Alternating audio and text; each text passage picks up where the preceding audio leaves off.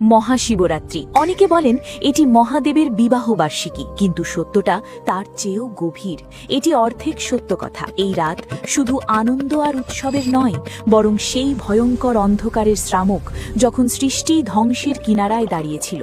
একই রাতে এমন তিনটি ঘটনা ঘটেছিল যা বদলে দিয়েছিল সমগ্র ব্রহ্মাণ্ডের গতি ও নকশা। কল্পনা করুন, একদিকে বিয়ের সানাই, অন্যদিকে মৃত্যুর বিষ, আর তৃতীয় দিকে এমন এক জ্বলন্ত আগুন যা ব্রহ্মা ও বিষ্ণুর অহংকারকে ছাই করে দিচ্ছিল।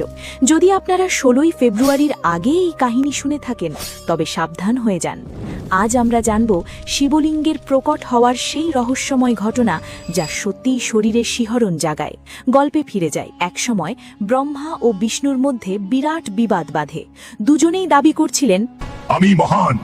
না, আমি তোমার চেয়ে বেশি মহান। তাদের এই অহংকার যখন সৃষ্টির ভারসাম্য নষ্ট করতে শুরু করল, তখন হঠাৎ তাদের মাঝখানে উদিত হলো এক অনন্ত অগ্নিস্তম্ভ। সেটি ছিল এমন এক জ্যোতির্ময় স্তম্ভ যার না ছিল কোনো শুরু, না কোনো শেষ।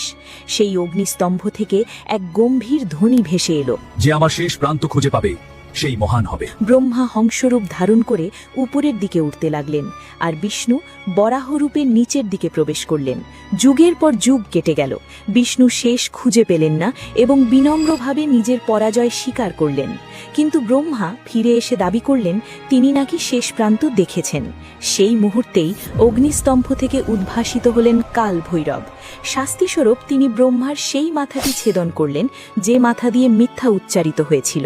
মুহূর্তেই তাদের অহংকার ভেঙে গেল, কারণ সেই অগ্নিস্তম্ভ আর কিছুই নয়, স্বয়ং শিবের জ্যোতির্ময় রূপ। তার তেজ এত প্রখর ছিল যে দেবতারা তাকে শান্ত করতে দুধ ও জল ঢালতে শুরু করলেন। সেই প্রথম রুদ্রাভিষেকের সূচনা হল। শিবলিঙ্গের ওপর জল ও দুধ নিবেদন করার প্রথা সেখান থেকেই শুরু। কিন্তু এই কাহিনী এখানেই শেষ নয়। পরের কাহিনী জানতে ভিডিওটি লাইক করুন, চ্যানেলটি সাবস্ক্রাইব করুন আর কমেন্টে লিখুন জয় মহাদেব।